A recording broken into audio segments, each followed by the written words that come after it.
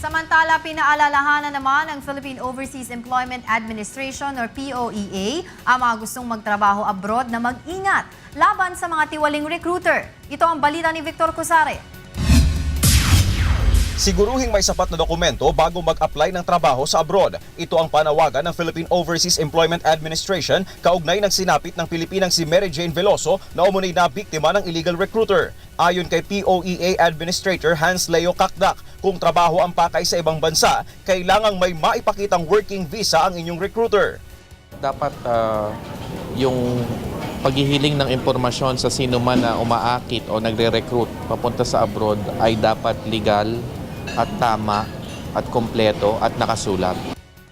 Ayon kay Kakdak, hindi rin dapat pinapatulan ang alok na pumasok muna bilang turista sa ibang bansa at saka na lamang maghanap ng trabaho kapag nandoon na, lalo't may non-visa requirement para sa mga turista sa ilang bansa sa Southeast Asia.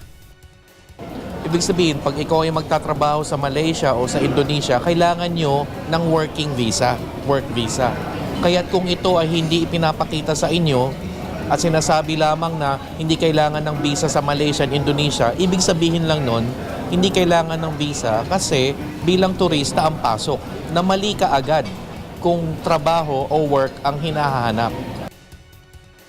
Payo ng POEA, makipag-ugnayan sa mga tanggapan ng gobyerno gaya ng POEA, OWA, DOLE o sa DOJ na kabilang sa Interagency Task Force Against Human Trafficking upang maberipika kung lihitimo ang inaalok na trabaho ng isang recruiter sa ibang bansa.